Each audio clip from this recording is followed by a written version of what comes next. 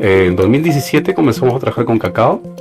Hicimos diagnósticos, encontramos el problema número uno, que ya teníamos reportes, obviamente, que es monilla en Amazonas, y en café, broca de café, ¿no? Y esa es la línea que trabajamos, control biológico como una forma de gestión ambiental, orientada a la gestión ambiental adecuada, de convivencia con un agroecosistema no tan alterado como el que tenemos en Amazonas.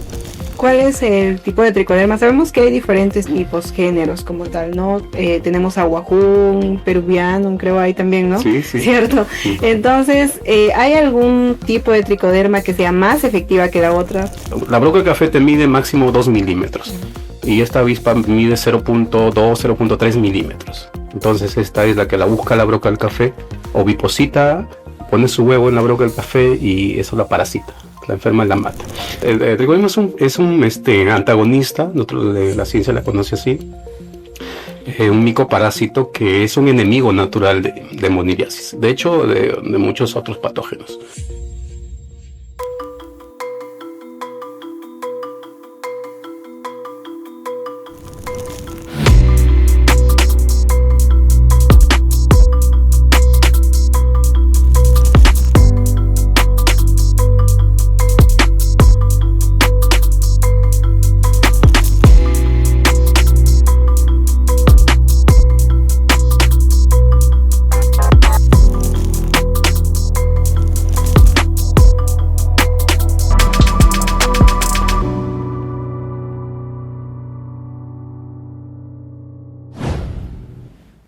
Hola a todos, bienvenidos a un episodio más de Hablemos de Ciencia. El día de hoy tenemos un invitado muy especial, un lujoso invitado. Después de una larga semana de estar insistiéndolo, por fin nos ha designado un espacio de su tiempo para poder tenerlo aquí y compartir sobre los diversos proyectos que viene desarrollando a lo largo de su carrera científica. ¿Y a quién nos referimos? Pues al doctor Santos Leiva. Doctor, ¿cómo está? Bienvenido, doctor. Gracias por aceptar y estar aquí con nosotros en este nuevo episodio de Hablemos de Ciencia.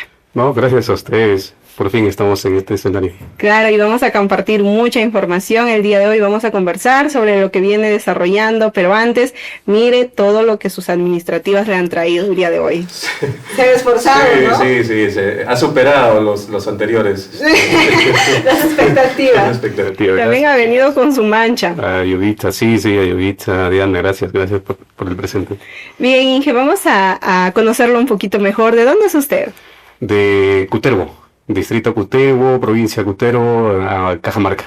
Ahí estudió toda su primaria, secundaria. De hecho, sí, primaria, no fui a inicial, egresé del colegio a los 14 años, no fui a la educación inicial, la primaria hicimos una escuela 10235, una muy bonita escuela. En el colegio de varones, en ese entonces, Torillo Casanova. Es que antes la primaria también no estaba como obligada, como ahorita, el jardín inicial. Sí. Cuando yo ya estaba por ingresar al colegio, ya empezó a haber esas restricciones que ya no se podía ingresar de 6 años o 5 años a primaria. Entonces usted aprovechó eso. Sí. De hecho yo no lo aprovecho mucho, los papás los que los papás no tomamos decisiones. Cierto. ¿Y su carrera universitaria? La hice en la Universidad Nacional Pedro Ruiz Gallo, proyecto 99-1-2004, más o menos por esa época. Ingeniería agrónoma. Sí, ingeniería agrónoma, agronomía, la Facultad de Agronomía, y bueno, pues esa es nuestra alma mater. ¿Cómo se inclinó por el lado de la agronomía? De hecho, mis padres son agricultores, conocen agricultura y un poco... En ese entonces no teníamos muchas oportunidades, era difícil el tema económico y pues no había muchas opciones y me gustaba un poco la biología o las mallas curriculares que se orienten a la biología. Y agronomía parecía como una opción más accesible para mí en ese entonces. De hecho no fue una carrera que por vocación yo escogí, fue la carrera que estaba más de acceso en ese momento. Así, y algunas complicaciones que haya tenido, o sea, y acaba de mencionar el tema económico, que la mayoría de estudiantes lo pasan y es un sacrificio enorme. El esfuerzo también depende de cada uno para poder estudiar, pero algunas complicaciones que quizá tuvo a lo largo de su carrera universitaria. Pues cuando todo, uno conoce a los chicos de su profesor acá en la universidad Los y foráneos. nos hace recordar, güey, como uno pasa los 5 años con un solo par de zapatos o caminando 2 horas a tu centro de estudios y el sacrificio, no tener un céntimo para las copias o cosas así que uno le enseña, sí, eso Y le hace enseña a valorar también. valorar esa enseñanza que tienes es única, ¿no? Y te hace valorar, cuidar lo que tú puedas haber trabajado, construido ya en otro espacio, en otro escenario. ¿Y cómo llegó a parar aquí, a la ciudad de Chachapoyas, a la Universidad Nacional Toribio Rodríguez de Mendoza? Yo creo bastante en Dios y creo bastante en el destino, ¿sabes? De hecho, un accidente fue el que me trajo aquí a Chachapoyas. Yo trabajaba en proyectos, en extensión agraria, en formulación, ejecución de proyectos. Y pues me accidenté, estuve un año con muletas en el 2012. Y yo vine aquí a la universidad, me nombré en la universidad gracias a Dios, pues cosas del destino. No conocía la universidad, vine a hacer mi primera clase, la hice con muletas aquí en la universidad y pues eso es lo que se dio y obviamente hay toda una historia atrás de eso. Wow, ¿y cómo fue esa primera clase? ¿Sin experiencia, siendo docente todavía? No, de hecho, sí, de hecho había hecho algo de docencia en la Universidad Pedro Ruiz Gallo, sí. Me sirvió mucho para el currículum, para presentarme a la plaza que estaba en ese entonces. Hicimos, en ese proceso de terapias que andaba por el accidente, me contacté o recontacté con unos colegas de la universidad del pregrado y pues me contactaron por ahí y me dijeron si podía hacer academia o dictar cursos y bueno, yo tenía planificado hacerlo, dictar estos cursos o hacer vida universitaria, vida académica, pero después de los 40 y no a los 30, ¿no? Y se dieron a los 30. Se adelantó muchísimo, Sí, 10 años. Sí, de hecho, por ahí. Más o menos. Sí. Qué bueno, Inge. Wow, es todo como un proceso y cuando te pones a compartir así, muchos a veces tienen el concepto de investigador, lo relacionan con una persona seria Sí. y todo ello, pero detrás de eso hay mucha historia, muchas anécdotas también de paso. Pues cada persona tiene detrás de sí una historia que contar y algunas son muy, muy importantes, interesantes, otras más desastrosas que uno, sí. Sí, detrás de cada persona hay una historia que contar. Y el INDES, Inge, ¿cómo llegó a trabajar con los proyectos? Aquí, su primer proyecto, por ejemplo, aquí en el INDES, es cómo llegó a trabajar. Mire aquí. Que yo al doctor Manuel Oliva lo conozco antes del INDES. Yo lo he conocido a él en el 2005 o 2004, en esos años, cuando trabajábamos en unos proyectos en Foncoa, donde todos éramos pequeños ahí, ¿no? En edad. Y mira que ya cuando yo vengo a la universidad en el 2013, de hecho yo no sabía que el doctor Manuel estaba aquí en ese entonces, siempre nuestro trato ha sido de ingeniero, y hasta ahora lo mantenemos. Y me enteré, ¿no? Yo cuando ya estaba editando mis clases, me enteré que él estaba trabajando aquí en el INDES y empecé a explorar, porque yo llego a la Facultad de Ingeniería y Ciencias Agrarias, y de hecho en ese momento no había una orientación a trabajos de investigación, a hacer ciencia, por así decirlo, básica, aplicada como la tendencia de estos tiempos. Eso me ha enseñado también a ver cómo es que se ha evolucionado este proceso de la educación universitaria y obviamente en Amazonas. Yo crecí junto con la universidad. De hecho, eso se dio. Y por el 2014 ya tuve contacto con el INDES, con el doctor Manuel, porque él era el contacto más referencial que tenía, y también con el doctor Maicelo, que es ahora rector, ¿no? Que nos habíamos contactado antes de la universidad cuando estábamos haciendo extensión, haciendo un poco de campo. Sí. Bueno, ¿alguna persona quizá que le inspiró a dedicarse a la ciencia o a inclinarse por este mundo de la ciencia?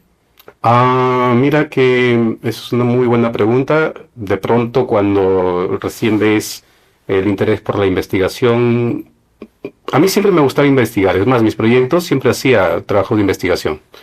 La agricultura es una investigación, es una actividad de mucho riesgo, una actividad muy noble, pero de explorar, de investigar. Y siempre he tenido en la mente eso. De hecho, no tengo una referencia exacta. Desde mis inicios, pues, cuando ya empecé a trabajar con Brocal Café, a venir ahí, leía mucho al doctor Herrera, es un mexicano que lo conocimos en el 2017, por cosas del destino, yo siempre leía sus trabajos, y luego llegamos a conocer en el sur de México, allá por los 2017, y justo viajamos con el doctor Manuel también a una pasantía en esas fechas. Todo un proceso. Sí, de hecho, que Sí, uno va tejiendo eso. siempre me gusta como preguntar o saber un poco más de las otras personas porque hay investigadores, o no son investigadores, cualquier tipo de profesional, que hay personas que les han marcado mucho en lo que viene a ser su carrera, les han inspirado de cierta forma. Y sabemos que ser un investigador es un sacrificio constante, ¿cierto? Sí, mira, no, pues hay de todo ahí. Yo me quedaba en los inicios en la investigación, en el laboratorio de sanidad vegetal, que es ahora, me quedaba hasta las 12, 1 de la mañana, 2 de la mañana, terminando proyectos que orientaban a la investigación. Y de hecho que en ese momento, pues no habían referentes aquí todavía en la universidad, todavía estamos iniciando de cero. Ahora sí los chicos que están en el pregrado ya se orientan, trabajan con algún tutor, algún investigador que ya les da la referencia. Claro, y eso nos da alegría porque la universidad ha crecido un montón en esos aspectos. Sí. Usted imagina que es asesor de tesis también, ¿no es cierto? Sí, de hecho, cuando yo llego a la facultad, no había muchos agrónomos todavía, la carrera recién estaba constituyéndose y pues teníamos que asesorar a todos los chicos que podamos y había mucho trabajo. De hecho que teníamos 10, 12 tesistas al año y era una carga muy fuerte. Y en la actualidad, ¿cuántos tesistas tiene? Pues hay tesistas de pregrado, unos 6 a 7 tesistas. Y de posgrado, pues algo por ahí. Hay límites, límites. Claro, hay unos límites ahora que debemos, que se orientan un poco a controlar el tiempo y a mantener esa estructura de asesoramiento propiamente dicho, porque de pronto hay muchos asesores, quizá alguno lo ha hecho, descuidan a sus asesorados. Claro. Y creo que allí es el mensaje para todos, ¿no? Hay que aceptar una asesoría siempre y cuando tengas el tiempo y puedas, y sientas la Te capacidad. pones a hacer algo, hazlo con dedicación. Y si lo vas a cumplir. Sí. Inge, vamos a hablar un poquito más sobre sus proyectos. Cuéntenos qué proyectos ya se han ejecutado, vienen ejecutándose, quizá algunos proyectos también que tiene planteado a futuro. Sabemos que usted es responsable de muchos de ellos que han tenido un gran impacto social, entonces a ver si es momento para que nos pueda contar más al respecto.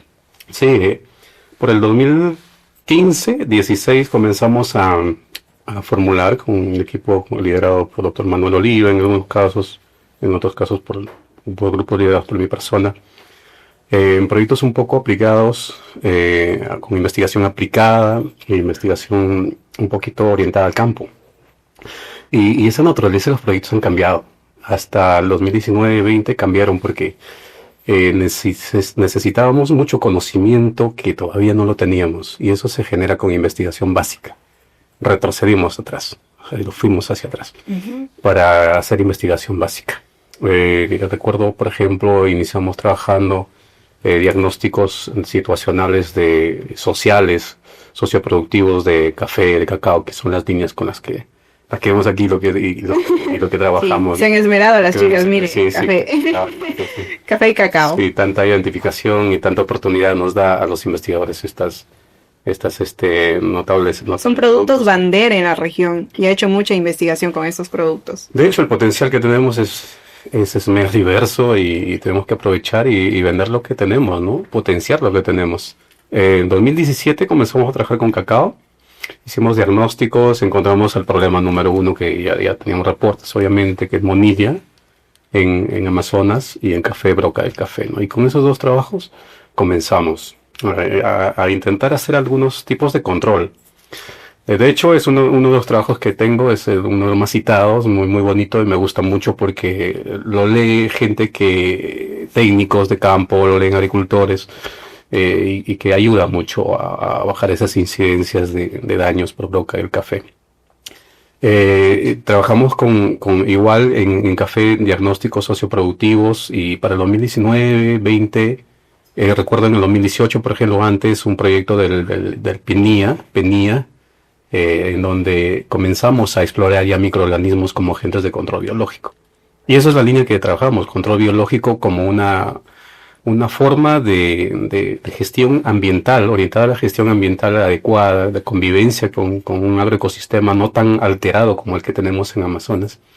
Y definitivamente el sistema productivo de cacao y de café nos obliga a que podamos nosotros generar este conocimiento que sea compatible con ese sistema productivo orgánico, por ejemplo, ¿no? Entonces todos los proyectos están orientados, en mi caso, en sanidad vegetal, que es la línea que trabajo, para el control biológico, control distinto a un control químico o alternativas de control que sean no tan amigables con el medio ambiente, por ejemplo. ¿Y cuál ha sido el proceso de la investigación? Vamos a hablar de la moniliasis primero, ¿no? Eso se refiere con Sí. monilia. ¿Es moliniasis o moniliasis? Moniliasis. Ah, ya, con N, moniliasis. Estaba con esa duda. ¿Cuál fue el proceso de investigación? Porque imagino que también hubo dificultades en todo ello para poder decir, wow, estamos investigando la moniliasis. O sea, había antecedentes como tal, pero no una investigación direccionada netamente a ello, y usted logró eso. Sí, en Costa Rica, investigadores de Costa Rica, americanos, de Norteamérica también, hicieron trabajos previos ya por el 2003, 2004. Y se descubre mucho potencial para control biológico de monilia, ¿no? De hecho, se reportan ahí pérdidas del 100% de producción a causa de cacao. Los productores han abandonado, se han ido de sus chacras, sus unidades de producción las han abandonado por monilia. Entonces esos reportes ya es evidencia científica que nos deja a nosotros un conocimiento previo para atacar o para hacer frente con la investigación a esos problemas, ¿no? Tener que identificar, tener que irse. Fíjate que Bagua, en Amazonas, lo tenemos, el primer reporte de monilia en el Perú, por ejemplo, ¿no? Eso se hace recordar en un artículo también nosotros con Jorge Díaz, con el doctor Jorge Díaz que anda por los United ahora. Exacto, es una pasantía. Sí, está en un postdoc. Él lidera un trabajo que es historia de cacao, de las principales enfermedades del cacao en las Américas. Muy, muy bonito trabajo, muy básico, muy citado, donde se hace énfasis a cómo se comenzó en el Perú, en el mundo, en las Américas, ¿no? Se produce cacao. Y pues encontramos mucho. De hecho, uno propone una actividad y vas a campo y encuentras muchas otras alternativas y pues piensas tener un trabajo, un producto en 2 o 3 años y la verdad es que ves la realidad misma y pues te da 10 años, 15 años. ¿Cuánto tiempo tardó la investigación? Esas investigaciones pues teníamos en marco un tiempo de 2 años, pero fíjate que estas primeras del 17 nos abrieron, una investigación nos abrió como a 10 investigaciones. Y de ahí surgieron todas las opciones luego que hicimos, ¿no? Proyectos como el de incorporación de investigadores, que es un proyecto muy bonito. La pandemia nos bloqueó las actividades, pero ese proyecto fue casi de 3 millones de soles. De hecho, es un proyecto de fondos concursables, que es el mayor monto que yo he gerenciado, por decirlo así. Nos ha permitido captar investigadores peruanos, de un lado, que estaban en el exterior y podíamos traerlos para que nos refuercen nuestros equipos. Y uno de ellos, por ejemplo, es Jorge Díaz. Sí, Manuel Díaz, por ejemplo, que llevaron Liz Cumpa, que vinieron a mi equipo de trabajo en el 2021, por ahí. Y ahora ya tienen sus propios proyectos. Sí. Y también relacionados al cacao. Sí, se orientan, claro, la línea de cacao es la que les trae y se orientan mucho a... Sí, se han direccionado. Hablemos un poco sobre la tricoderma, por ejemplo. Usted también investigador que forma parte de ello. Claro. De hecho, todos los proyectos que lidero ahora son tricoderma. De algún modo hicimos la tesis doctoral en tricoderma, en diversidad genética de tricoderma. Nos hemos tenido que amoldar a la tecnología, a la biotecnología. Yo hago la tesis doctoral y necesitaba saber mucho conocimiento de diversidad genética y eso me obligó a hacer una maestría en ingeniería genética, por ejemplo. Entonces, para que son como el conocimiento que necesitas y debe ser complementario. Es una de las maestrías que están pendientes terminarlas con los artículos ahí y orientarnos. Pero siempre. Se van a terminar. Sí, de hecho. Nos orientamos siempre a tricoderma. Tricoderma es un antagonista, la ciencia la conoce así, un micoparásito que es un enemigo natural de monidiasis, de hecho de muchos otros patógenos. Este enemigo natural, como todos los seres vivos, tenemos enemigos naturales. El último nuestro fuerte fue COVID. Entonces, de monilla, el tricoderma es uno de los principales enemigos naturales. El sistema productivo agrario, que es orgánico en cacao, nos obliga a buscar enemigos naturales para equilibrar poblaciones. De hecho, no debería haber problemas de plagas, de enfermedades en un agroecosistema. El problema es el desequilibrio que ha habido por la intervención nuestra, la intervención de los humanos. Se alteró todo. Y lo que hace, en este caso, esas investigaciones es de equilibrar esas poblaciones, ¿no? A fin de que no causen daños económicos a los cultivos, en este caso. ¿Y cuál es el tipo de tricoderma? Sabemos que hay diferentes tipos, géneros como tal, ¿no?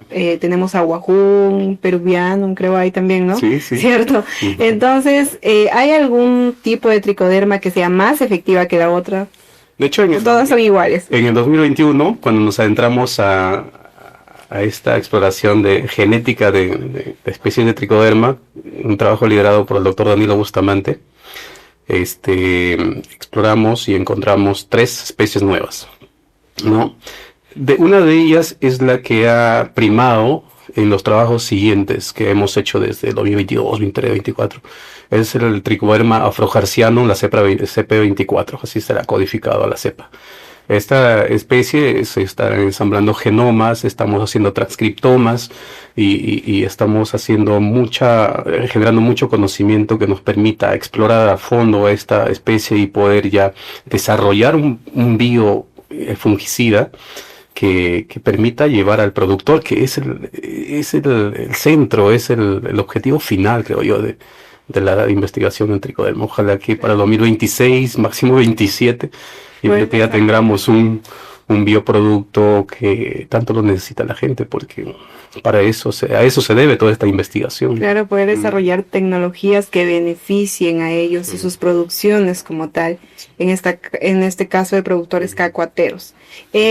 Ingeniero, y justo que menciona productores, ¿cómo ha sido el contacto con ellos imagino que han identificado como ciertas parcelas el cual tenía enfermedad como tal, ¿no es cierto? Entonces, ¿cómo ha sido la conexión, la comunicación con los productores para poder acceder a estas parcelas y poder hacer investigación? Porque a veces imagino que es complicado porque los productores, ya sea cacahuateros, cafetaleros, siempre sufren de desconfianza. De hecho, sí, ahora hay más desconfianza que antes. Antes era más fácil hacer extensión para nosotros en campo, sí, los productores te aceptaban, tus recomendaciones, y ahora es un poco más difícil para los colegas que hacen extensión. Se ha confundido mucho la gente.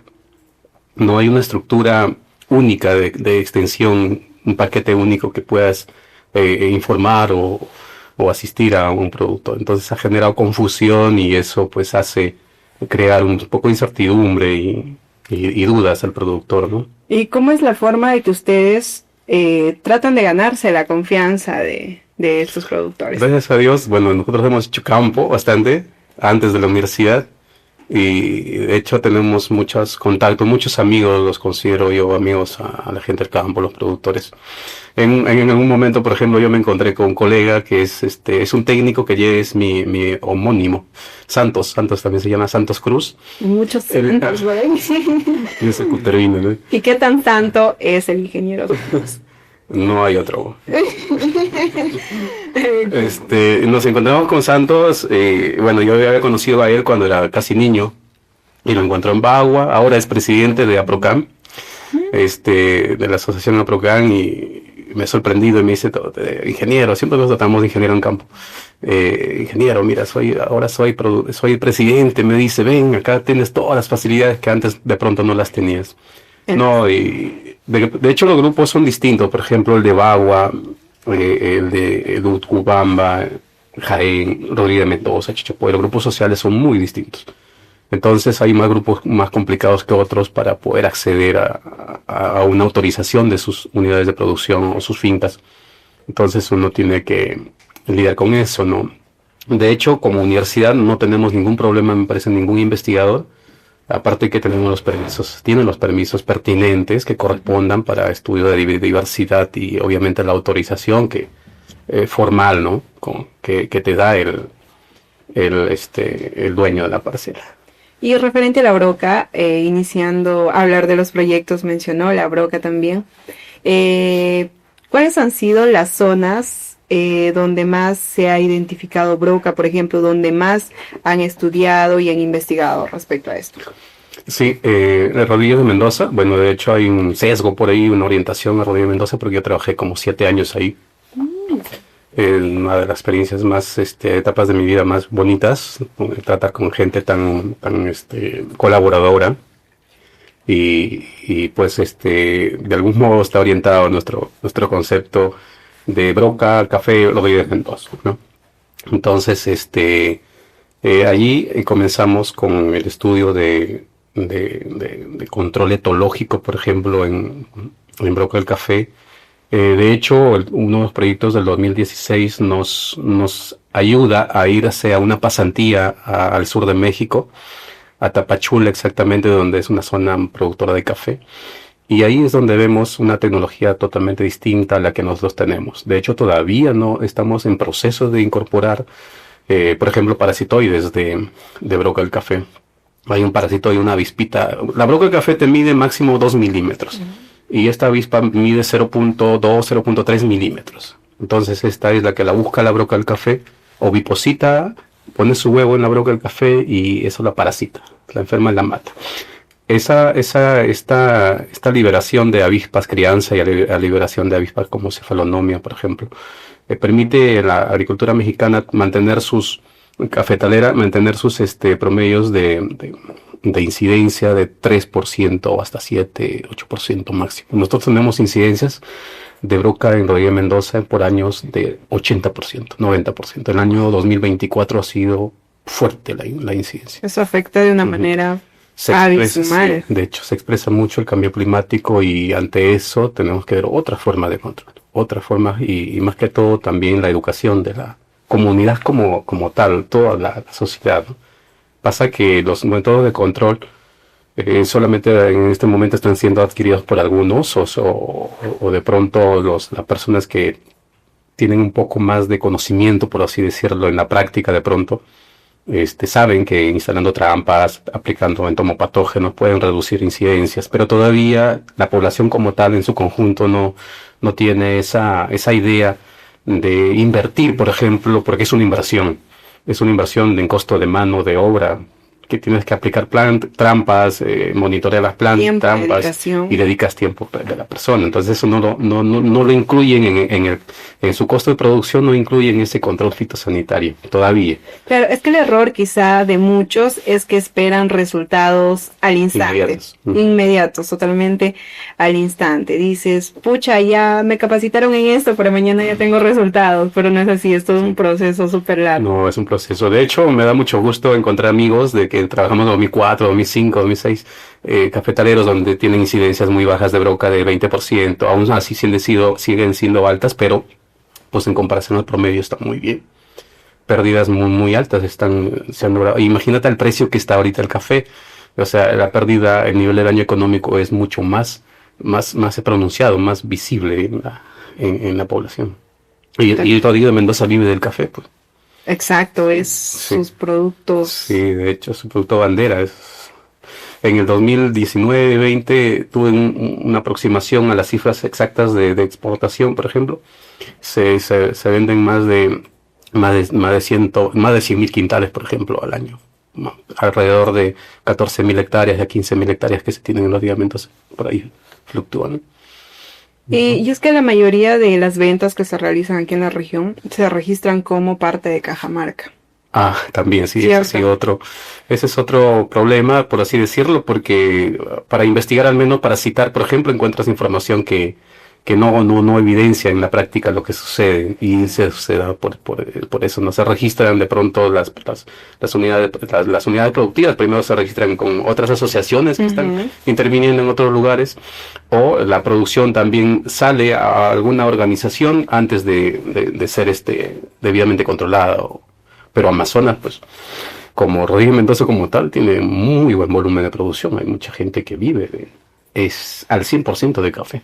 Sí, pero es muy importante también que últimamente ya hay como que más organizaciones cooperativas que se están poniendo las pilas y están tratando de formar esos grupos para que se pueda fortalecer y se pueda mejorar la producción del café también aquí en la región. ¿Algunos proyectos más, doctor, que tenga quizá planeado a futuro o que está desarrollándolos ya?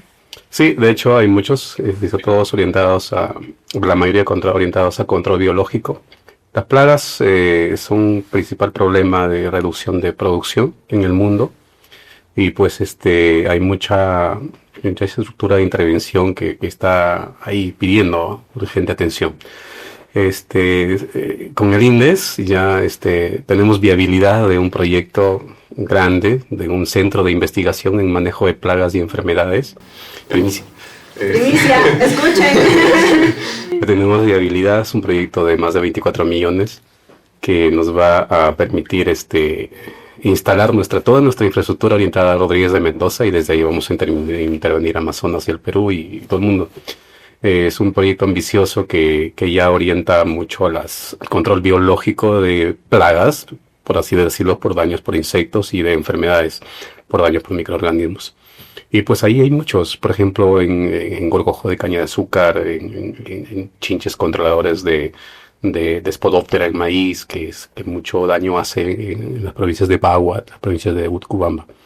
Y pues ahí como esos, todo un horizonte de proyectos hasta el 2035 o 2040 debe ser, pues ahí que están esperando atención y ojalá tengamos apoyo ahí de los investigadores, de los grupos, que pues tanto se necesita, ¿no? Gente que encaje bien en el grupo, gente que colabore, que sume. Bienvenidos, ¿no? Bienvenidos, hay mucha oportunidad para hacer ciencia, para hacer mucha evidencia científica, generar conocimiento a favor de la producción agrícola, la producción de cultivos de Amazonas. Claro, y son estas producciones que hay muchas plagas, muchos hongos quizá por los que están afectados, pero no hay personas que se interesen por hacer investigación y así dar una solución también al respecto. Una investigación aplicada, Denise, ahora si bien es cierto, estamos haciendo mucha investigación básica, pero ya también debemos volcarnos al campo. Claro. Ya dejamos un poquito el laboratorio a todos y nos vamos ya al campo, nos ensuciamos los zapatos y ya vamos a interactuar un poco con lo difícil que es la agricultura y de hacer investigación en campo. Ahí se muestra también el talento del investigador. El talento de agricultor también. Sí. Y seguramente los productores pues ahí estarán agradecidos, para ellos trabajamos, para eso estamos aquí, conocemos muy bien la realidad del campo. Es que tener el contacto más directo, más físico de agricultor e investigador también es lo que hace que genere confianza en ellos. Sí, de hecho. Doctor, vamos a pasar a una sección que se llama Desmitificando. Me voy a explicar. Bueno, siempre se ha entendido algunas cosas que no son ciertas referente a la ciencia, por ejemplo. Quizá algunos mitos que usted dice, eso no es así y es momento de que los desmienta. Me has hecho acordar en un Desmitificando, pero orientado a los estudiantes de agronomía y a muchos profesionales de agronomía, más bien antes que al otro público. Y es, por ejemplo, orientado a la carrera, es, por ejemplo, la influencia de la luna en la producción de cultivos. Eso es para mí, hasta antes era un mito. Oye, no hay forma de que... Los papás creen mucho en ello. Sí, y después de averiguar, después de hacer un poco de exploración de esto, cómo es lo que podría estar pasando, definitivamente no es un mito. Hay influencia de luna en todo el sistema productivo, en toda la fisiología de una planta. Entonces, pues ese es un horizonte, un campo también por el cual debemos hacer estudios. El productor de caña de azúcar, que se produce bastante en Amazonas, por ejemplo, si siembra caña en una época o en una fase lunar en la que no corresponde, picudo o gorgojo de la caña de azúcar va a ser el problema más fuerte que va a tener. Si siembra en otra época, esta caña se vuelve un poco más pétrea, la cáscara más gruesa, y va a afrontar esa condición fisiológica, la va a afrontar a esta plaga, por ejemplo, ¿no? Orientada a sanidad. Y eso está demostrado. Al describirlo de memoria. Sí. Falta que lo redacten. Sí, de hecho. De hecho, el mito, sí, para todos es, pues, para mí, siempre pensaba que hacer ciencia es difícil, que el protocolo científico o el método científico siempre tiene sus normas, sus reglas absolutas y, pues, a mi experiencia yo digo que no es absoluto, es relativo en sus procedimientos de investigación.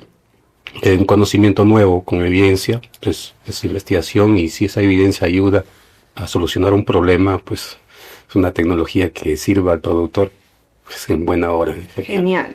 Genial, como dicen. ¿Algún otro mito que quieras mentir en este momento?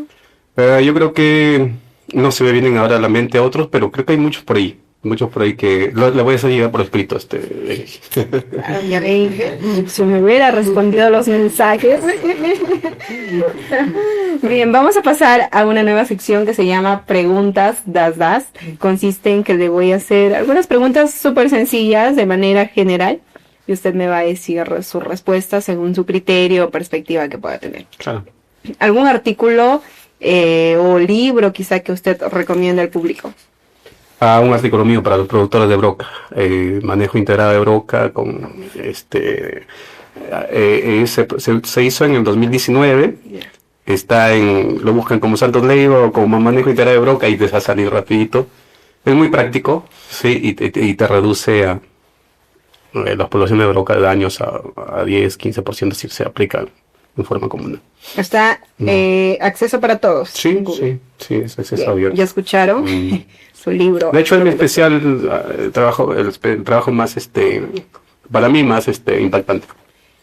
Bueno, le iba a preguntar su mayor logro hasta ahora, entonces, ¿podría ser ese? ¿O no? En temas de publicación, sí, porque en el tema científico.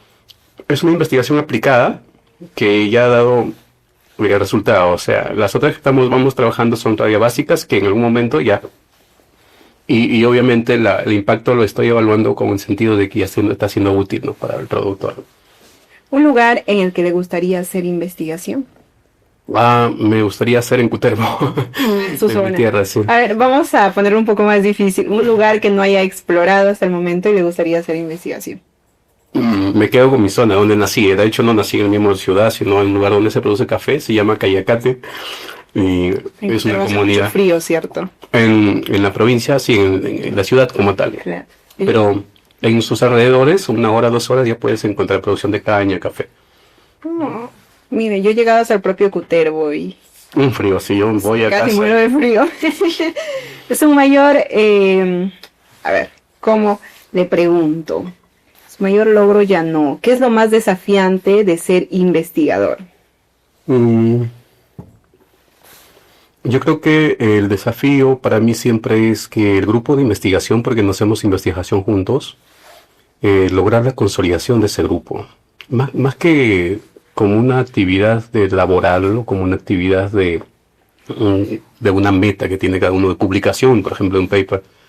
Pienso que el grupo como tal, el vínculo que pueda generarse como tal es más importante que el producto para mí en ese visto desde ese punto de vista, ¿no?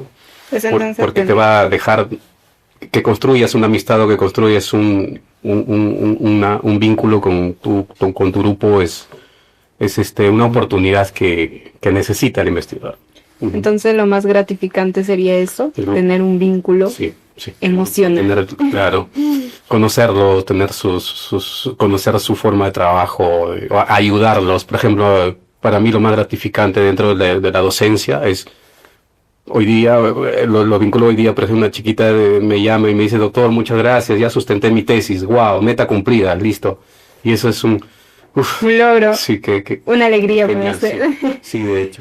La doctora Marta en una edición anterior mencionaba algo que me ha dejado como que pensando, y siento que es algo que muy marcado ha quedado aquí en el podcast.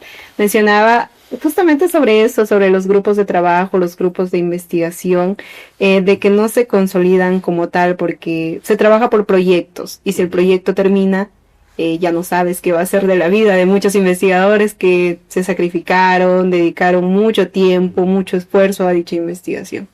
Sí, y justo ese concepto también lo tengo yo, pero de pronto yo creo que como líder de grupo debemos buscar la forma de no necesariamente tener un presupuesto Ujú. para hacer investigación. Hay varias formas para tener ese grupo unido, ¿no?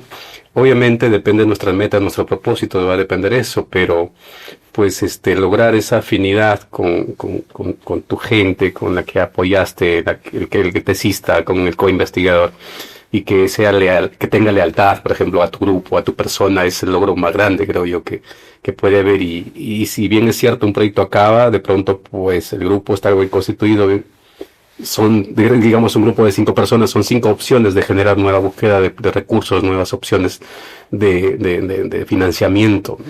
De hecho, en los grupos de investigación lo que procuramos también, al menos en los grupos míos, que la gente, los integrantes aprendan a formular, aprendan no solamente a ejecutar la parte técnica.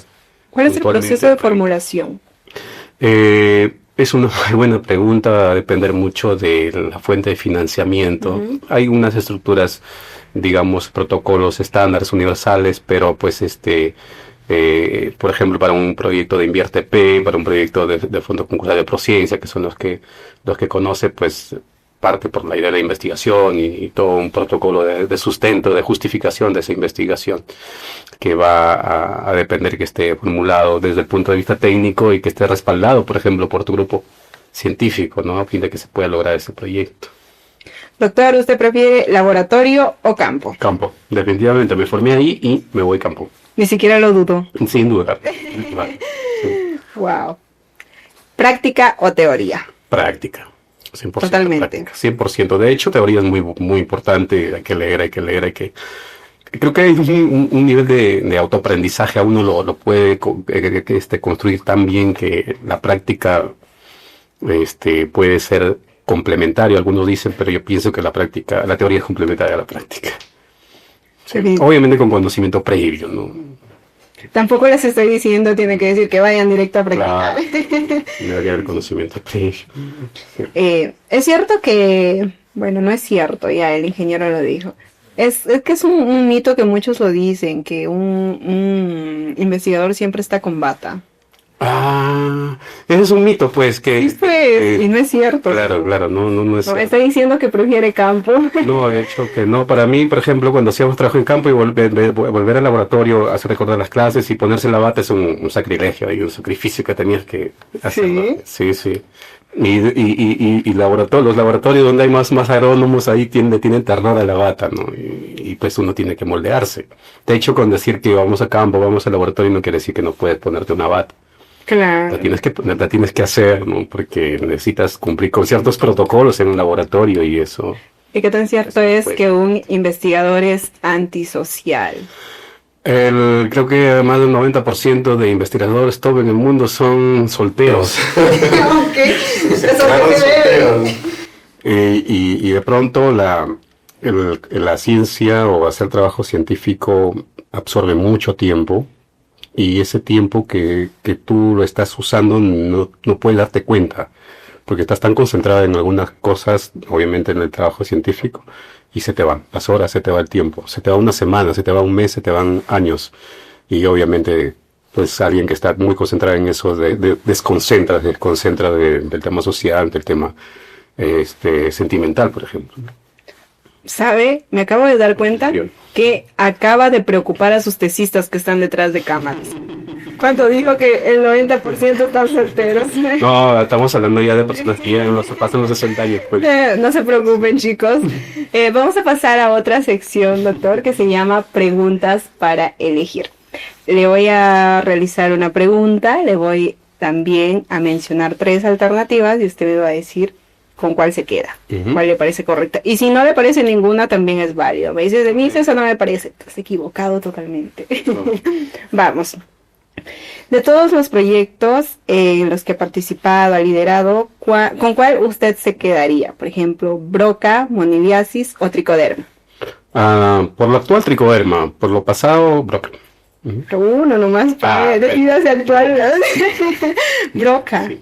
Es el que ha tenido más impacto para usted. Para mí. ¿Cuánto tiempo tardó esa investigación? De hecho, desde campo, yo antes de la universidad ya hacía investigación con Broca y pues estamos hablando de 6, 7 años, se complementaron ya al momento de la publicación del artículo. Ya, vamos a pasar a la siguiente pregunta. ¿Cuál considera que es el principal desafío para el desarrollo científico y tecnológico tanto en el INDESES, en el instituto, y también en la universidad? Que haya más financiamiento, alternativa A, que haya más apoyo de las autoridades gubernamentales o que haya más motivación. ¿No pueden ser las tres? No, tiene que elegir una. Dice que desde la motivación de uno mismo parte todo la motivación es, no hay más motor de impulso que eso. La motivación, si estás motivado, lo vas a hacer. Eres capaz de hacer Vas a todo. tocar puertas, te vas a avergonzar como nosotros nos hacemos. Uy, me falta 5 soles, no tengo para esto. Mira, una jeringa, a veces hay momentos en que te falta para una jeringa, por ejemplo, ¿no? ¿Y de dónde sacamos? Pues tienes que preguntar, buscarla, porque tienes la motivación. Si estás desmotivado, así tengas presupuesto, tengas todas las facilidades, yo creo que no lo vas a hacer. Claro, parte todo de la motivación. Sí, definitivamente. Bien, vamos a pasar a la última pregunta. Sabemos que usted es ingeniero agrónomo, aunque ya escuchamos que no es como que haya sido su gran pasión al De inicio. hecho, ¿no? Si no hubiera estudiado ingeniería agrónoma, ¿qué le hubiera gustado estudiar? Por ejemplo, A, antropología, Okay. B, medicina y C, ingeniería civil. Ninguna de las tres. No, Ninguna de las tres. chas. Producción, ¿por qué no investiguen más? Decepción. Ninguna. ¿Qué le hubiera gustado? A una que recién hay una primera promoción va a haber este año acá en la universidad, mecatrónica. Ah, mecatrónica. De hecho fue una opción a la que postulé yo en la uni, por allá por el 99, una cosa así. Sí. Tampoco. Tampoco. Recordé que salí de los 14 años del colegio. Sí. Tampoco. Está bien. Pero sí, bueno, es una carrera para mí en ese momento muy costosa y que había mucha competencia. Postulamos como 1.400 Wow. a 30 plazas, a 30 vacantes. Sí. Y no quedé tan mal, por si acaso. ¿Nos puede contar dónde quedó? 400. Esto 400. Falta poquito. Poquito. Casi nada. Sí, sí. Se están viendo esos tesistas. Doctor, y todas esas investigaciones que usted nos ha mencionado, por ejemplo, de la broca, que usted también ha hecho muchas publicaciones, de la tricoderma, moniliasis y muchas investigaciones que quizá algunos tesistas ya vienen desarrollando, ¿dónde pueden publicarlas? Esa es una muy buena pregunta. Cuando se hace el trabajo se orienta un poco, uno ya va pensando dónde publicarlo, ¿no? De hecho, el trabajo de los tesistas, por ejemplo, son trabajos que le inicia o le da al tesis la oportunidad de adiestrarse en cómo publicar, en escribir el artículo científico y cómo publicar. Y me hace pensar pues que una alternativa muy, muy valiosa es la que existe y que gracias a Dios, gracias a la gestión de nuestras autoridades, ya la tenemos de vuelta a la revista de investigación en agroproducción sustentable. De hecho, la meta de esta revista es, y la vamos a cumplir, tenemos que llegar a indexarse en Scopus. Obviamente ya tiene otras indexaciones. Es una alternativa ideal, creo yo, para poder publicar. Claro, es una buena forma de que muchos investigadores, muchos tesistas que quizás están desarrollando investigaciones súper importantes de impacto social, se vea reflejado y que esté publicado allí, ¿no es cierto? Sí, de hecho, ahora, cómo han cambiado los tiempos. Mire, por allá por 2013, 14, el tesista no tenía esa mentalidad.